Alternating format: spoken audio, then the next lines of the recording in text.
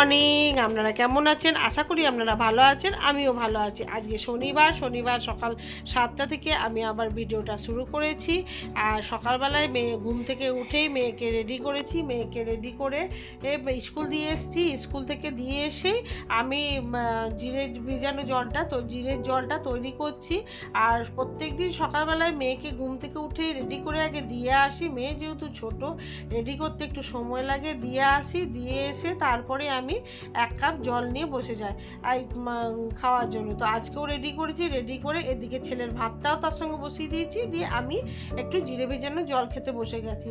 এই সকালবেলায় এই 10টি মিনিট সময় থাকে আমার হাতে, একটুখানি জিরিয়ে নিয়ে এই 1 কাপ জল নিয়ে তারপরেই কুকারে ভাত বসিয়ে দিয়েছি। এই যে ছেলে প্রত্যেক দিনই সেদ্ধ ভাত খেয়ে যায়, তো তার জন্যই ভাত বসিয়ে দিয়েছি। আর টিফিন করার আজকে অতটা ঝামেলা নেই, তো ছেলে ক্যান্টিনে খাবো বলেছে, তো সেই জন্যে টিফিনটা আমাকে বানাতে হয়নি। আর এদিকে ছেলের ভাত বসিয়ে দিয়ে আমি জিরে ভিজানো জল খেয়ে লঙ্কাগুলো ছাড়াতে বসে গেছি। লঙ্কাগুলো এই বর্ষাকালে বোটা না ছাড়িয়ে রাখলে নষ্ট হয়ে যায়। বর্ষাকালের লঙ্কা তো বেশি দিন থাকে না, তো সেই জন্য। আর এমনিতেই আমি একটু লঙ্কাটা কম খাই, তো তারপরেই ধরুন লঙ্কা যদি ঠিকমতো ছাড়িয়ে না রাখি পচে যায়। তো তারপরেই ছেলে খেয়ে রেডি হয়ে এই যে স্কুল চলে গেল। আর ছেলে যাওয়ার পরেই আমি নিজেকেও ফ্রেশ করে নিয়েছি, ফ্রেশ করে ঠাকুর দিয়েছি, চান করেছি, ঠাকুর দিয়েছি।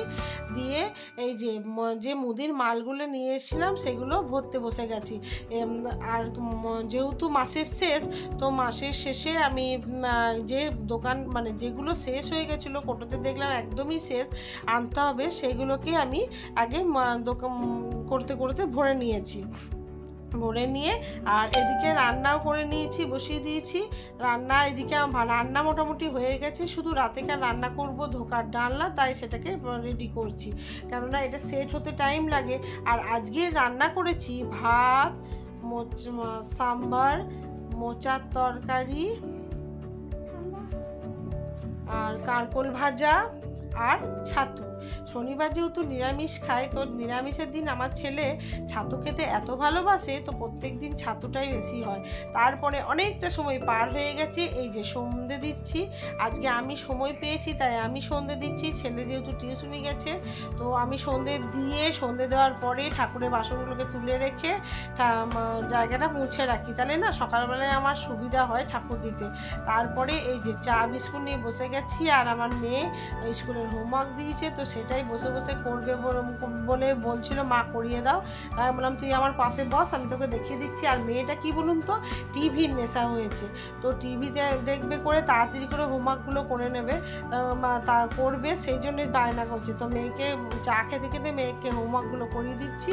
আর মেয়ে টিভি দেখবে বলে তাড়াতাড়ি করেই হোমওয়ার্কটা করছে।